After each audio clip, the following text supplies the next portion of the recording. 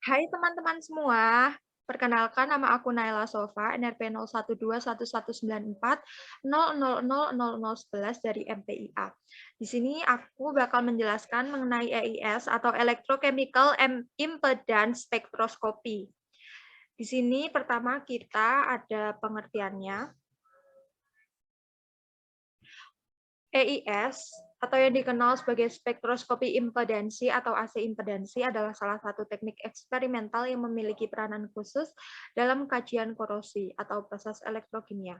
Dalam sumber lain, EIS merupakan suatu metode yang digunakan untuk menganalisis respon suatu elektroda terkorosi terhadap suatu sinyal potensial AC pada amplitude rendah dari rentan frekuensi yang sangat lebar.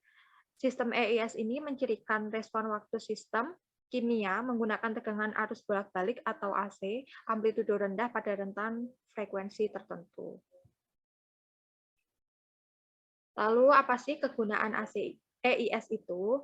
Spektroskopi impedansi, kegunaannya terletak pada kemampuan untuk membedakan sifat dielektrik dan listrik dari kontribusi individu komponen yang diteliti.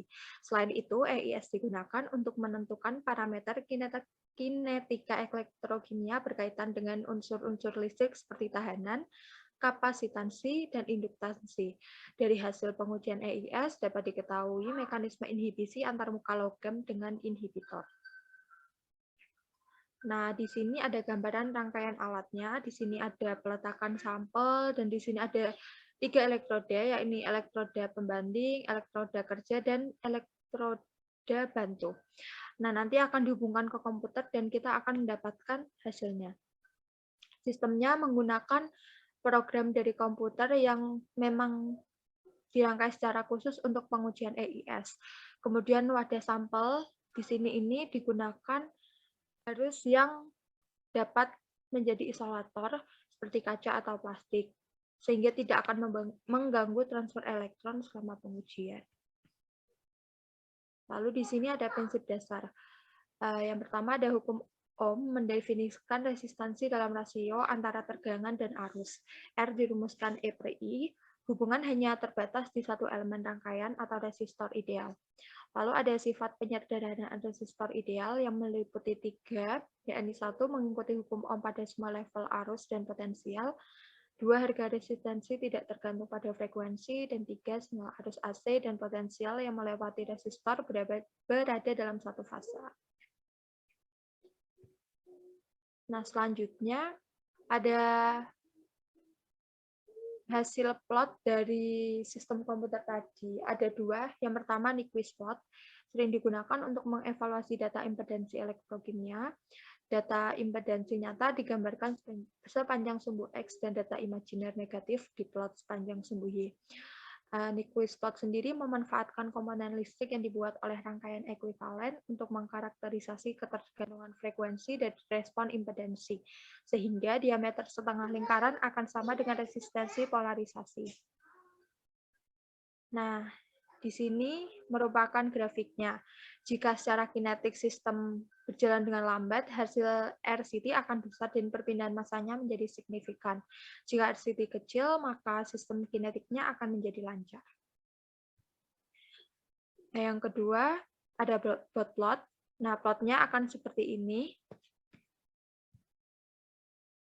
Kemudian, apa sih Nyquist versus dot plot ini? Pada Nyquist plot, proses transfer muatan individu dapat diselesaikan.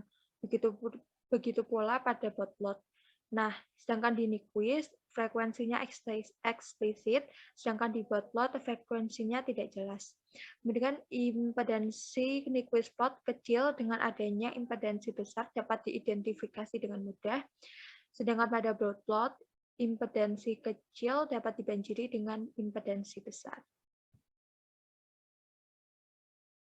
Kemudian pemodelan EIS. Pemodelan sel elektrokimia dimodelkan seperti jaringan elemen rangkaian listrik pasif. Jaringan tersebut merupakan sirkuit ekuivalen. Respon EIS dari jaringan dapat dihitung dan dibandingkan dengan respon EIS benarnya dari sel elektrokimia. Nah, berikut adalah respon frekuensi elemen sirkuit listrik. Pada resistor, Z sama dengan R dalam kurung Ohm. Lalu di kapasitor Z sama dengan min J per omega C. Lalu pada induktor Z sama dengan J omega L. Dengan J adalah akar minus 1 dan omega adalah 2 PF.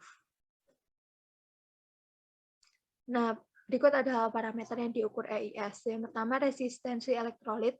Resistensi dirumuskan dengan Rho L per A, lalu R sama dengan 1 per K dikali L per A, dengan K sama dengan L per RA.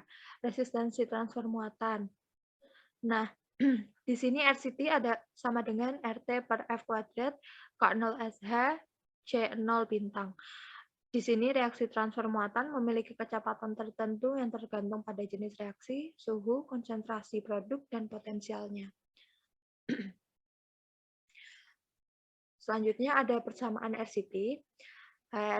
Persamaan RCT sendiri merupakan tahanan transfer muatan yang dibentuk oleh reaksi elektrokimia tunggal pada permukaan logam yang dikendalikan secara kinetika. RCT dirumuskan dengan RT per N FI0. Kemudian ada persamaan CDL, yakni kapasitas lapis rangkap listrik. Dirumuskan 1 per 2 PF max dikali RCT. Selanjutnya ada persamaan Z. Persamaan yang menghubungkan RCT, RS, CDL, dan Z real. Dirumuskan sebagai RS ditambah RCT per 2 PF max RCT CDL pangkat alfa. Nah, RS di sini merupakan tahanan larutan yang bergantung pada konsentrasi ion, jenis ion, temperatur, dan geometri area penghantaran arus. Sedangkan Z merupakan impedensi. Lalu ada persamaan efisiensi inhibisi yang dirumuskan sebagai persen IE sama dengan RCT inhibitor min RD per RCT inhibitor dikali 100%. Kemudian di sini ada kelebihan dan kekurangan dari EIS. Kelebihannya berguna pada material dengan resistensi tinggi seperti cat dan pelapis, kemudian tidak merusak sampel, dan data kuantitatif tersedia. Dengan kekurangannya ada beberapa, yakni biayanya mahal dan analisis data yang kompleks untuk kuantifikasi. Nah, di sini beberapa aplikasi EIS di antaranya dapat digunakan untuk mempelajari korosi logam, mempelajari absorpsi dan desorpsi ke permukaan elektroda, mempelajari kinetika reaksi katalik, dan mempelajari sintesis elektrokimia bahan.